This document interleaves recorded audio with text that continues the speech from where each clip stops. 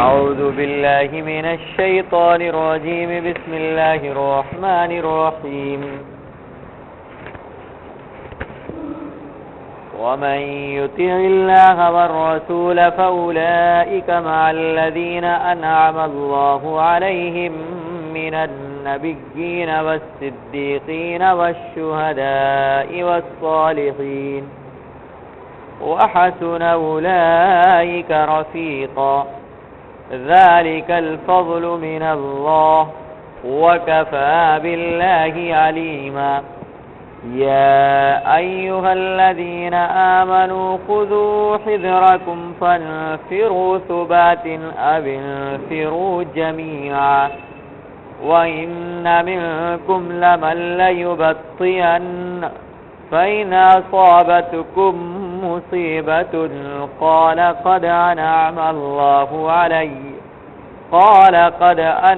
الله علي إذ لم أكن معهم شهيدا ولئن أصابكم فضل من الله ليقولن كأن لم تكن بينكم وبينه مودة يا ليتني كنت معهم فأفوز فوزا عظيما. فليقاتل في سبيل الله الذين يشرون الحياة الدنيا بالآخرة ومن يقاتل في سبيل الله فيقتل أو يغلب فسوف نؤتيه أجرا عظيما. صدق اللہ العظیم. دیکھیے اس آیت پاک کو جو پہلے ابھی پڑھی گئی آیت نمبر 69، اس کا ترجمہ اور شان نزول اور تفسیر آپ کے سامنے پیش کی جا چکی ہے گزشتہ ہفتے.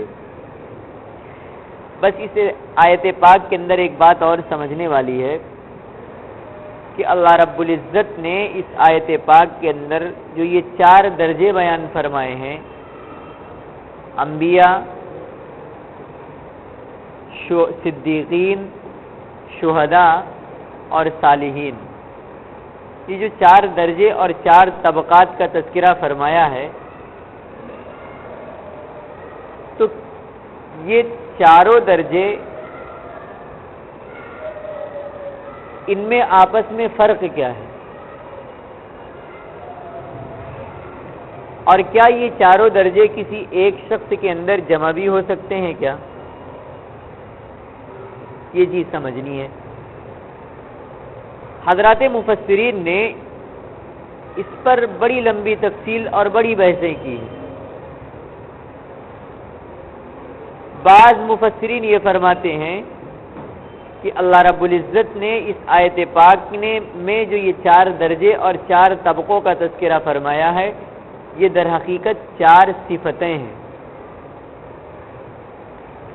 جیسے بیک وقت کئی صفتیں انسان کے اندر جمع ہو سکتی ہیں، ایسے ہی یہ صفات بھی ایک انسان کے اندر جمع ہو سکتی ہے. صفات متداخلہ کی طرح ہیں یہ صفتیں.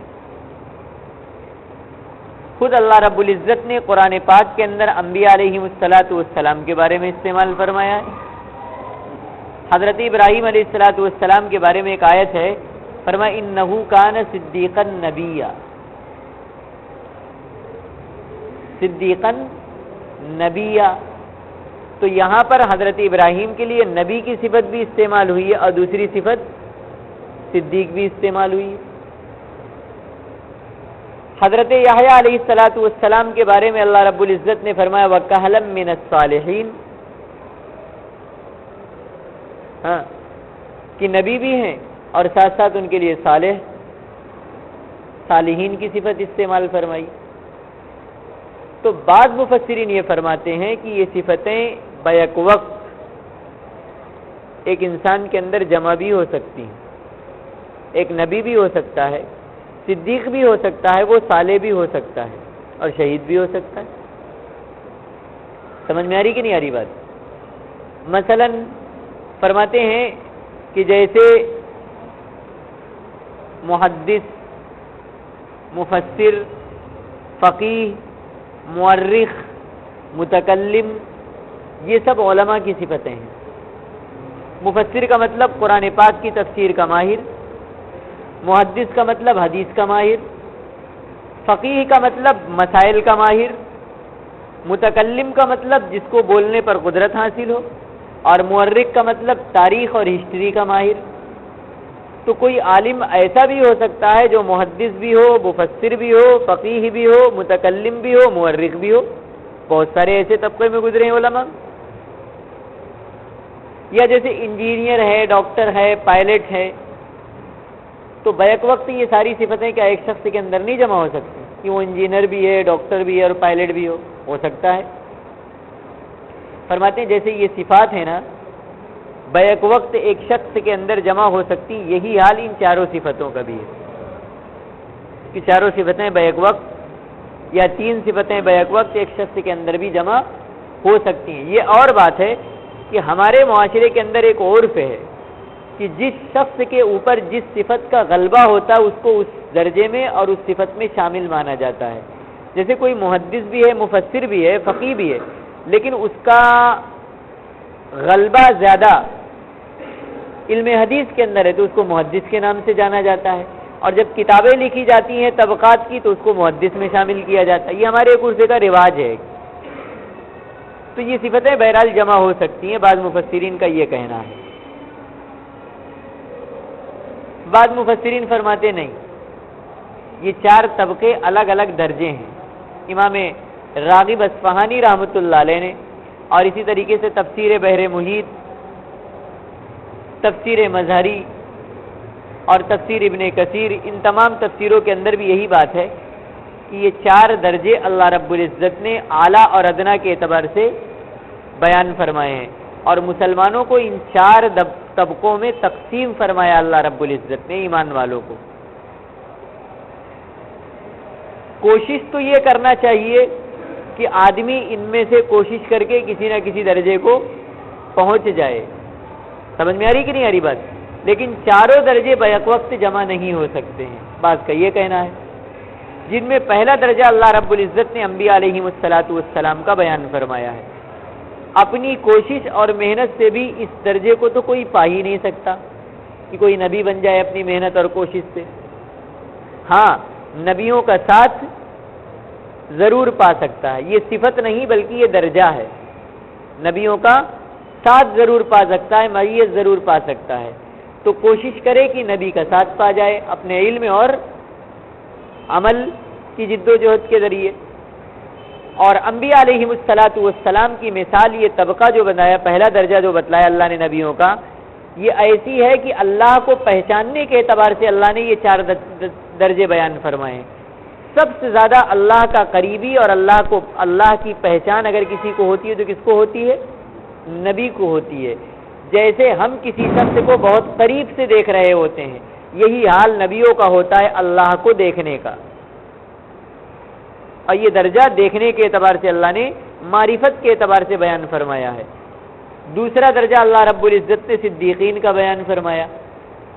نبیوں کے سب سے زیادہ قریب ہوتا ہے صدیق، جس کو یہاں پر صدیقین کی صفت کے ساتھ یاد کیا گیا ہے۔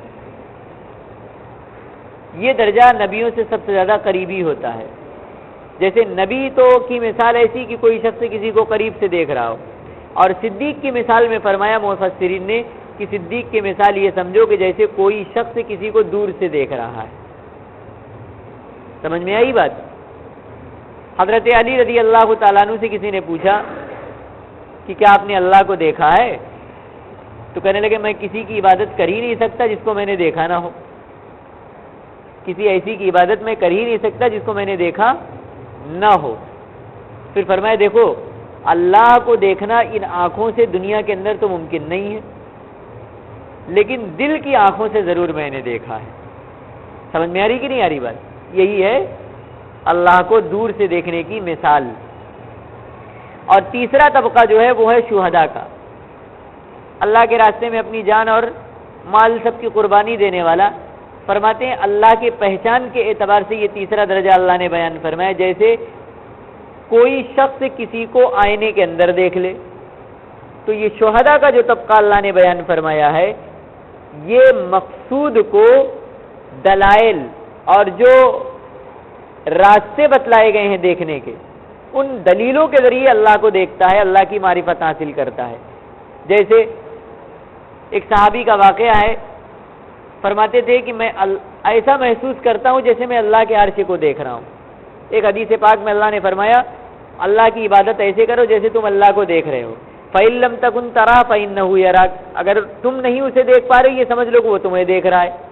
تو یہ تیسری صفت بیان فرمائی، تیسرا طبقہ یہ، جیسے کوئی شخص کسی کو آئینے میں دیکھ رہا ہو، تو یہ ذریعہ ہے کسی کو دیکھنے کا، کیا؟ آئینہ۔ تو یہ تیسرا طبقہ اللہ کی معرفت کو حاصل کرنے میں، جیسے آئینے کے ذریعے کسی کو دیکھنا۔ اور چوتھا طبقہ بیان فرمایا صالحین کا، فرمایا یہ ہے جو کسی کی اتباع کے ذریعے اللہ کو پہچانے، کسی کی تقلید کے ذریعے اللہ کو پہچانے۔ یہ ایسے ہی ہے جیسے دور سے کسی کو آئینے میں دیکھا جائے۔ سمجھ میں آ رہی کہ نہیں آ رہی بات؟ دور سے کسی کو آئینے کے اندر دیکھا جائے۔ بہرحال یہ چار طبقے اللہ کی معرفت اور پہچان کے اعتبار سے بعض مفسرین فرماتے ہیں بیان کیے گئے ہیں۔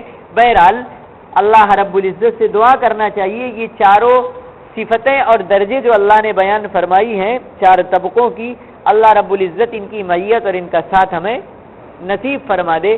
اگرچہ یہ درجے ہمیں حاصل نہ ہو سکے لیکن ان کا ساتھ اور ان کے درجے بھی مل جائیں، ان کے طبقے بھی کے اندر بھی پہنچ جائیں تو اس سے بڑا اونچا مقام کیا ہو سکتا ہے۔ اور یہ طبقات اور یہ درجات انسان کو ان لوگوں کی معیت اور ساتھ حاصل ہو سکتا ہے اللہ اور اس کے رسول کی پوری اطاعت اور اسی طریقے سے ساتھ ساتھ اس کی محبت کے ذریعے۔ اللہ ہم سب کو اس کی توفیق عطا فرما دے۔ اب اگلی آیت کا ترجمہ دیکھیے، اللہ فرماتا ذالک الفضل من اللہ، یہ اللہ کا فضل ہے۔ کوئی یہ نہ سوچے کہ میں اپنے عمل کے ذریعے عمل کر کے ان کو حاصل کر سکتا ہوں، عمل ہمارے اس قابل نہیں ہے۔ ہاں، اللہ نے اپنے عمل کے اوپر اگر کسی کو بھروسہ ہے تو اس کی جڑ کاٹی ہے یہاں سے۔ عمل کرو لیکن اس عمل کو یہ نہ سمجھ لو اسی کے ذریعے ہم جنت میں پہنچ جائیں گے۔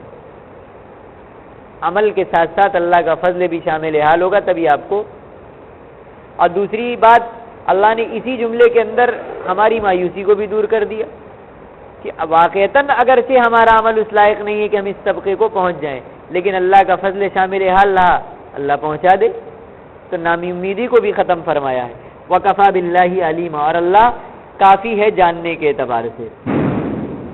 اب اگلی آیت کا ترجمہ دیکھیے، اللہ فرماتا ہے یا ایھا الذین آمنوا، او ایمان والو، خذو لے لو تم، حذرکم اپنے ہتھیار، فنفرو اور نکل جاؤ، اللہ کے راستے میں، ثباتن چھوٹی چھوٹی جماعت کی شکل میں، اوین فرو یا نکل جاؤ جمیعاً سب مل کر یعنی بڑی جماعت کی شکل میں، وَإِنَّ اور بے شک، منکم تمہیں میں سے، لمن لیبطئن کچھ لوگ ایسے بھی ہوں گے جو پیچھے ہٹیں گے، فَإِنْ أَصَابَتْكُمْ تو اگر تم کو پہنچے گی مصیبتن کوئی مصیبت، تو قالا وہ پیچھے ہٹنے والا طبقہ کہے گا قد انعم اللہ علیہ، اللہ نے میرے اوپر بہت بڑا انعام کیا، کہ اذ لم اکم معہم شہیدا، کہ میں ان کے ساتھ نہیں گیا تھا۔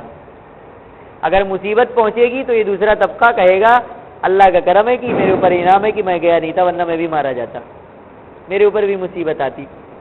وَلَئِنْ أَصَابَكُمْ فَضْلٌ مِّنَ اللَّهِ اور اگر اصابکم تمہیں پہنچے گی فضل کوئی فضل من اللہ اللہ کی طرف سے، یعنی فتح مال غنیمت، تو لیقولن تو وہ ضرور بھی ضرور کہیں گے کأن لم تکم بینکم، اے کاش کہ وہ تمہارے ساتھ ہوتے، ہاں بینکم وبینہ مودۃ ہوتی تمہارے درمیان اور ان کے درمیان کوئی محبت، یا لیتنی اے کاش کی کنت معہم ہوتا میں ان کے ساتھ، فافوز فوزا عظیما تو مجھے بھی بڑی کامیابی مل جاتی، یہ مال غنیمت سے مجھے بھی کچھ حصہ مل جاتا۔ دیکھیے اس آیت پاک کے پہلے حصے میں اللہ رب العزت نے مسلمانوں کو ہر وقت ہر حالت میں بلا کسی وقت کی قید کے اسلحے کی تیاری اور اپنے آپ کو بالکل جنگ کے لیے مسلح ہو کر تیار رہنے کی ہدایت فرمائی ہے۔ خذو حذرکم، اسلحہ حاصل کرو، جنگی ساز و سامان اپنے پاس جمع کر کے رکھو، اس کا حکم دیا ہے۔ قرآن پاک کے اندر ایک جگہ اللہ رب العزت نے دوسری جگہ پر اسی مفہوم کو اس طریقے سے بیان فرمایا، وَأَعِدُّوا لَهُم مَّا اسْتَطَعْتُم مِّن قُوَّةٍ، اور ایمان والو تم حاصل کرو اور تیار کر کے رکھو اپنے لیے، مَّا اسْتَطَعْتُم، جتنی بھی تمہارے اندر طاقت ہے، اپنی طاقت کے بقدر، کیا، من قوتٍ، قوت، من رباط الخیل، گھوڑوں کو پال کر، ترہبون بہ عدو اللہ وعدوکم، کہ تم اسی کے ذریعے روب جماؤ اللہ اور اپنے دشمنوں پر۔ اسی مفہوم کو اس آیت پاک کے اندر اس طرح کے بیان فرمایا۔ اس آیت میں اللہ رب العزت نے مسلمانوں کو یہ حکم دیا کہ اللہ کی اس سرزمین پر فساد اور ظلم و ستم کو ختم کرنے کے لیے تمہیں ہر وقت کمر بستہ اور تیار رہنا چاہیے، اور اپنی استطاعت کے بقدر اپنے زمانے کے حالات اور ضروریات کو دیکھتے ہوئے عارضی فوج کے بجائے مستقل طور پر اپنے آپ کو مستقل مسلح فوج بنا کر تیار رکھنا چاہیے کہ جب بھی ضرورت پڑے بر وقت ظالم سے ظلم کو دفع کیا جا سکے اور قانون الہی کو توڑنے والوں کو سبق سکھایا جا سکے۔ لیکن اللہ رب العزت نے یہ جو جملے استعمال فرمائے، اس سے یہ بھی بتلا دیا یہ ضروری نہیں کہ تمہاری طاقت بھی دشمن کے طاقت کے برابر ہو۔ فرمایا مستطعتم، جتنی تمہارے اندر طاقت اور قوت ہے اتنا ضرور تم اپنے آپ کو ہر وقت مسلح کر کے رکھو، جنگ کے لیے تیار کر کے رکھو۔ سمجھ میں آ رہی کہ نہیں آ رہی بات؟ یہاں پر لفظ قوت استعمال فرمایا، مستطعتم من قوت۔ مفسرین فرماتے ہیں کہ قوت سے مراد زمانے اور مکان کے اعتبار سے الگ الگ ہو سکتی ہے قوت۔ مثلا اللہ کے نبی علیہ الصلاۃ والسلام کے زمانے کے اندر قوت میں تلواریں، نیزے، تیر، گھوڑے، سمجھ میں آ رہی کہ نہیں بات، ڈھال، یہ ساری چیزیں قوت کے اندر شامل تھیں، کیونکہ یہی کیا تھے؟ جنگی سامان تھے۔ یہ تو اس زمانے کے اعتبار سے ہوا۔ اب آپ کے حالات اور زمانے کے اعتبار سے قوتیں بدل سکتی ہیں۔ وہ زمانہ تھا تیروں کا، آج زمانہ ہے گولیوں کا۔ وہ زمانہ تھا تلواروں کا، آج زمانہ ہے توپ کا، میزائل کا، بموں کا۔ سمجھ میں آ رہی کہ نہیں آ رہی بات؟ وَأَعِدُّوا لَهُم مَّا اسْتَطَعْتُم مِّن قُوَّةٍ۔ حالات کے اعتبار سے اگر جنگی اسلحے کے اندر تمہیں توپ، گولیاں، بندوق، میزائل، بم یہ بھی جمع کرنے پڑے تو اپنے آپ کو ہر وقت اس سے مسلح کر کے رکھو۔ حکم قرآن، سمجھ میں آ رہی کہ نہیں آ رہی بات؟ بہت اہم ترین چیز ہے یہ آج۔ اپنے آپ کو ہر وقت مسلح کر کے رکھو ان چیزوں سے۔ ترہبون بہ عدو اللہ وعدوکم، تمہارے پاس اگر ہوگا، مسلمانوں کا بھروسہ کبھی ہتھیاروں پر نہیں ہوتا، لیکن اس سے خوف کون کھائے گا؟ تمہارا دشمن۔ تمہیں تر لقمہ نہیں سمجھے گا، تر نوالا نہیں سمجھے گا وہ۔ اسی لیے آج جن جن ملکوں کے اوپر دشمنوں نے الغار کی ہے مسلم ممالک کے اوپر، افغانستان ہو یا عراق ہو، کیا کیا؟ اقوام متحدہ کی فوج لگا کر پہلے ان کے پورے جنگی اسلحوں کا کیا کر لیا؟ معائنہ کروا لیا، دیکھو اس کے پاس ہے کیا کیا، کس نام پر کہ دیکھا جائے اس کے پاس کوئی نیوکلیئر تو نہیں ہے، ہلاکت خیز مادہ تو نہیں ہے، اس کی تلاش نہیں تھی، یہ تو جاسوسی ہو رہی تھی ہے کیا کیا۔ اگر ہم اٹیک کریں گے تو کہیں ہمیں بھاری نہ پڑ جائے، اس لیے پہلے تلاشی لے لو۔ جب تلاشی لے لیا کہ بالکل خالی ہے تو اب یہ ان کا ایک حربہ ہوتا ہے، اللہ نے فرمایا اپنے آپ کو ایسا مضبوط کر کے رکھو کہ وہ خوف کھائے تمہارے اوپر حملہ کرنے میں. اسلحے سے اپنے آپ کو بالکل مسلح کر کے رکھو. سمجھ میں آ رہی کہ نہیں؟ علماء نے لکھا ہے کہ آج مسلمانوں کے لیے ضروری ہے کہ وہ بقدر اس دونوں آیتوں کو سامنے رکھ کر، یہ 2 آیتیں میں نے پیش کی اور بھی آیتیں ہیں، اور احادیث کو سامنے رکھ کر آج کے دنیا میں بسنے والے مسلمانوں کے لیے ضروری ہے ان 2 آیتوں کی تفسیر میں فرماتے علماء کہ بقدر استطاعت اپنے اندر ایٹمی طاقت پیدا کریں، وہ اپنے آپ کو ایٹمی طاقت سے مسلح رکھیں. اسی طریقے سے لڑاکے طیارے، توپ شکن ٹینک، میزائل شکن ٹینک، اسی طریقے سے آبدوز کشتیاں، بحری بیڑے، یہ سارے کے سارے وَأَعِدُّوا لَهُم مَّا اسْتَطَعْتُمْ اور خُذُوا حِذْرَكُمْ کے اندر داخل ہیں. اس لیے آج کے مسلمانوں کی ذمہ داری یہ ہے کہ اپنے آپ کو ان ہتھیاروں سے مسلح رکھے. سمجھ میں آ رہی کہ نہیں آ رہی بات؟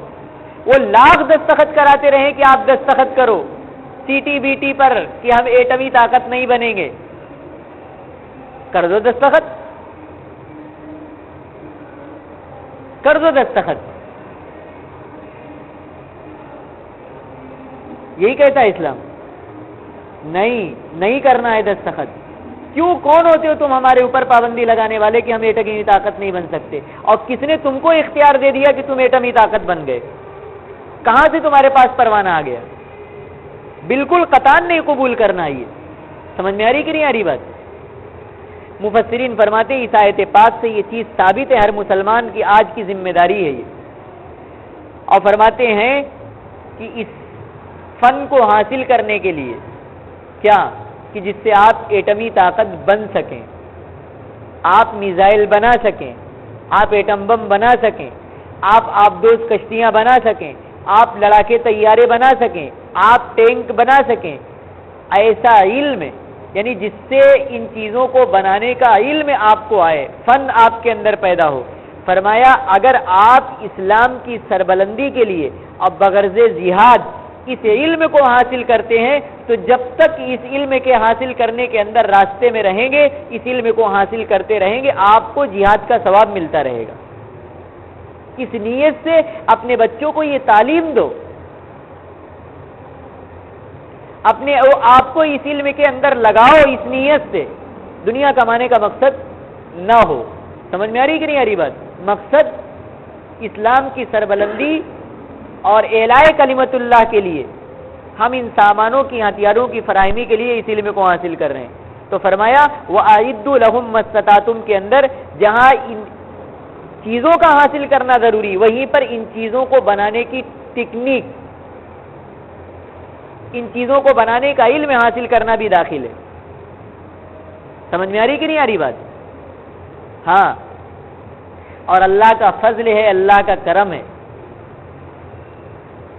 یہ تحدیث بن نعمت کے طور پر ہے. اللہ کا بہت بڑا فضل اور بہت بڑا کرم ہے. اللہ نے جتنا ذہن آپ کو اس میدان کے اندر دیا دنیا کی کسی طاقت کو نہیں دیا ہے. جتنا ذہن اللہ نے آپ کو دیا ہے. آپ دنیا کی تاریخ اٹھا کر دیکھیے،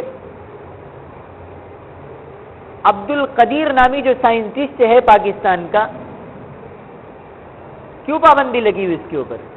کیوں نظر بند رہا ہے؟ دنیا میں کہیں جا نہیں سکتا، سارے فون اس کے سنے جاتے ہیں، ریکارڈ کیے جاتے ہیں. کیا بات ہے؟ شمالی کوریا کو اس نے وہ ٹیکنیک دی ہے کہ شمالی کوریا آج اس پوزیشن پر کھڑا ہے کہ 25 ہزار کلومیٹر میزائل مار کرنے والا بنا لیا اس نے. 25,000 کلومیٹر مار کرنے والے میزائل ہیں شمالی کوریا کے پاس. امریکہ کی کئی شہر شمالی کوریا کے نشانے پر ہیں. جب چاہے وہ ہنستے کھیلتے شہر کو مٹا دے. اتنی پاور، اتنی طاقت ہے اس کے پاس. اور یہ تکنیک دیا کس نے اس کو؟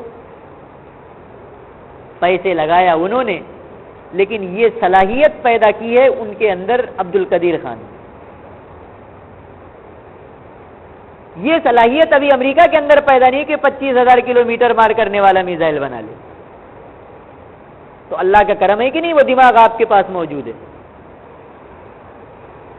اور آج امریکہ اگر شمالی کوریا کو کچھ کہتا ہے تو کیا کہتا معلوم؟ اگر تم نے دھمکی دی تو ہم اس دھمکی کو اعلان جنگ سمجھیں گے اور میدان میں کود جائیں گے. چپ ہو جاتا ہے، چپ ہو جاتا ہے. بولتا اگر تم نے میرے اوپر کوئی پابندی کی بات کی تو میں اس کو اعلان جنگ سمجھوں گا. چپ ہو جاتا ہے. آج تک کوئی پابندی نہیں لگ پائی اس کے اوپر. سمجھ میں آ رہی کہ نہیں آ رہی بات؟ آج آپ کے ذہن، آپ کے ملکوں نے قدر نہیں کی. جا کر دیکھیے ان کے لیبارٹریوں کے اندر اور ان کے ایٹمی پروگراموں کے جو مراکز ہیں اس کے اندر، اللہ کی قسم کھا کے کہتا ہوں آپ کے ذہن، مسلمانوں کے طبقے بڑی بڑی رقمیں دے کر بالکل پال رہے ہیں وہ، اور اٹھا کر لے گئے اپنی کیمبرج اور ان یونیورسٹیوں کے اندر پڑھا کے ان کو اپنے پاس لے رکھا ہے انہوں نے. اے کاش کی مسلمان طاقتیں اس چیز کو سمجھے تو کاہے کے لیے اپنے ذہن وہاں پر جائیں گے؟ سمجھ میں آ رہی کہ نہیں آ رہی بات؟ اللہ رب العزت نے مسلمانوں کی ذمہ داری دی ہے. 52 ممالک ہیں آج، فٹ بال بنے ہوئے ہیں، جس کا جی چاہا ادھر سے مار لیا، جس کا جی چاہا ادھر سے مار لیا. کیا کمی ہے آپ کے پاس؟ دنیا سے سب سے بڑی دولت آپ آج عربوں کے ہاتھ میں اللہ نے دے رکھی ہے پیٹرول کی. اس کے ذریعے وہ کیا نہیں بنا سکتے، لیکن کچھ نہیں بنا پا رہے. سب چیزوں میں دوسروں کے محتاج ہیں. اگر ان کو ایک گولی بھی خریدنا ہوتی تو اتنی بھی صلاحیت نہیں ان کے اندر کی گولی بنا لے. وہ بھی رشیا اور امریکہ سے خریدتے ہیں گولی بھی. سمجھ میں آ رہی کہ نہیں آ رہی بات؟ اور بنانے کی صلاحیت ہے وہی مسلمان بیٹھا ہوا اندر دے رہا ہے. اسی لیے آج ہماری کوئی وقات نہیں، جب چاہ پیٹ لیا. اللہ فرماتا ترہبون بہ عدو اللہ، او ایمان والو تم اسلحے کی فراہمی کرو، اپنے آپ کو مسلح کر کے رکھو حالات کے اعتبار سے، طاقتوں سے. اس سے روب کھائے گا، مرعوب ہو جائے گا اللہ کا دشمن اور تمہارا دشمن. کیا اللہ کا فرمان جھوٹا ہو سکتا ہے؟ اور آج مرعوب نہیں ہو رہا ہے کا مطلب یہ کہ کمی ہمارے اندر ہے، کمی ہمارے اندر ہے، اور قرآن کے حکم کی خلاف ورزی ہو رہی ہے. ہر وقت مسلح رہنے کا حکم دیا گیا ہے. بہرحال یہ اتنی بڑی وقت کی، ہر زمانے کے ہر وقت کی ضرورت ہے کہ اللہ رب العزت نے اپنے آپ کو مسلح کر کے رکھنے اور بالکل تیار کر کے رکھنے کے لیے اتنا حکم دیا. یہاں تک آپ نے حکم دیا کہ ایک مسلمان کے لیے یہ حکم اللہ کے نبی کا یہ فرمان ہے کہ اگر تم کھیل اور کود کے اندر بھی لگتے ہو، فرمایا کھیل و کود تو اللہ کے ذکر سے غافل کر دیتے ہیں، لیکن وہ ایمان والو اگر تم کھیلنا بھی چاہتے ہو اور کودنا بھی چاہتے ہو تو کرکٹ میں نہ لگو. سمجھ میں آ رہی کہ نہیں آ رہی بات؟ تاش اور شطرنج میں نہ لگو، بلکہ فرمایا کہ تم اپنا کھیل بھی انہی چیزوں کو بنا لو. حدیث پاک میں اللہ کے نبی کا فرمان ہے، فرمایا کل شیء یلہو بہ الرجل باطل، ہر چیز جو اللہ کے ذکر سے غافل کر دے یہ باطل ہے. الا ثلاثۃ، مگر فرمایا 3 کھیل اور ایسے ہیں کہ یہ اللہ کی یاد سے غافل بھی نہیں کرتے ہیں، اور اسی طریقے سے ان 3 کھیلوں پر اگر نیت صحیح ہے تو اللہ کی طرف سے اس کھیل پر بھی اجر اور ثواب ملتا ہے. فرمایا الارمی، نمبر 1 پر تیر اندازی، یعنی تیر پھینک کر نشانہ لگانا.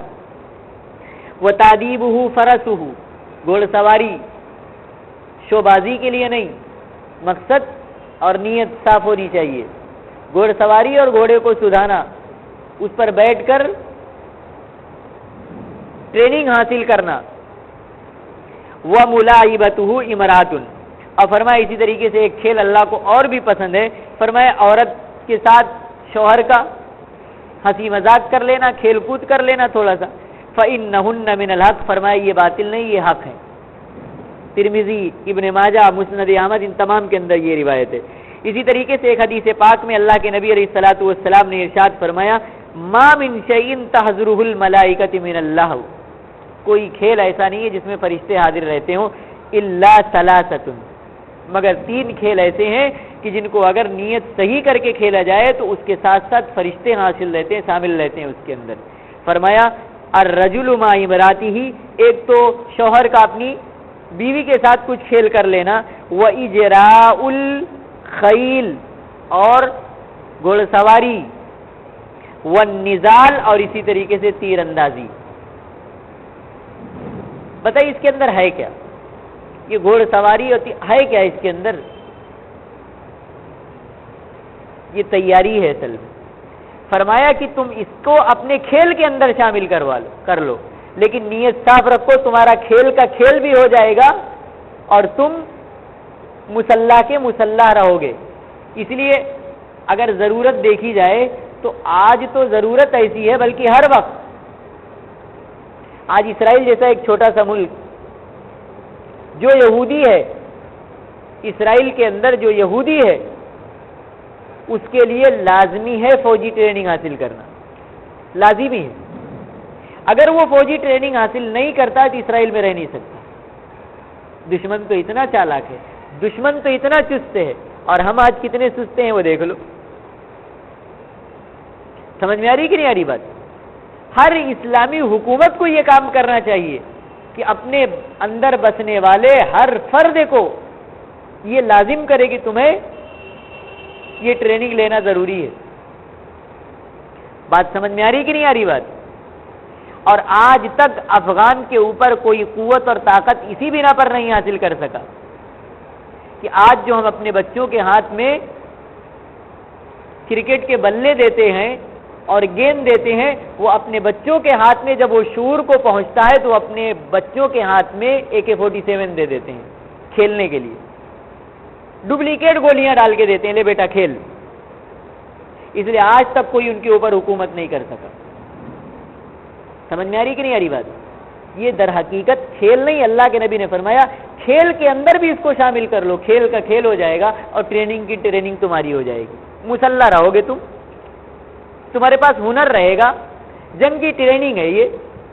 بات سمجھ میں آ رہی کہ نہیں آ رہی بات؟ وَأَعِدُّوا لَهُم مَّا اسْتَطَعْتُمْ۔ تو فرمایا اللہ کے نبی علیہ الصلوۃ والسلام نے کہ اسلام کا پسندیدہ کھیل نشانہ بازی ہے۔ آپ نے اس کے فضائل بتلائے اور اس کے سیکھنے کو باعث اجر و ثواب قرار دیا، کیونکہ یہ کھیل جہاں جسم کو پھرتی اور جسم کے اعضاء اور پارٹس کو پختگی عطا کرتے ہیں اور نظر کی تیزی پیدا کرتے ہیں، وہیں آڑے وقتوں کے اندر خصوصاً جہاد کے وقت یہ کام آنے والے کھیل تھے اس زمانے میں۔ اور اس تیر اندازی میں آج کے دور کے اندر گولی کا نشانہ، اسی طریقے سے راکٹوں اور میزائلوں کو اس کے ہدف پر لے جا کر گرنا، یہ چیزیں شامل ہیں۔ سمجھ میں آ رہی کہ نہیں آ رہی بات؟ اس لیے اگر آج تیر اندازی نہیں رہ گئی تو آپ کو گولیوں کے ذریعے نشانہ سیدھی کرنا یہ تیر اندازی میں شامل سمجھا جائے گا، راکٹوں کو اور اسی طریقے سے اپنے ہدف پر پھینکے جانے والے ہتھیاروں کو ہدف تک پہنچنے کے اندر جو چیز معاونت پیدا کرے یہ اس کے اندر شامل ہے، اور اگر نیت صحیح ہے تو اس پر بھی اجر و ثواب ملے گا آپ کو۔ بات سمجھ میں آ رہی کہ نہیں آ رہی بات؟ وقت ہو چکا ہے، اس پر اور گفتگو انشاءاللہ کل آپ کے سامنے کی جائے گی۔ دعا فرمائیے اللہ رب العزت قرآن پاک کی صحیح سمجھ نصیب فرمائے اور اس پر عمل کی توفیق عطا فرمائے۔ اللہم صلی علی سیدنا وشفیعنا وحبیبنا ومولانا محمد وعلی آل سیدنا ومولانا محمد وبارک وسلم۔ ربنا آتنا فی الدنیا حسنہ وفی الآخرة حسنة وقنا عذاب النار۔ اللهم احفظنا من كل بلاء الدنيا وعذاب الآخرة، اهدنا الصراط المستقيم صراط الذين أنعمت عليهم غير المغضوب عليهم ولا الضالين، وصلى الله تعالى على خير خلقه محمد وعلى آله وأصحابه أجمعين برحمتك يا أرحم الراحمين۔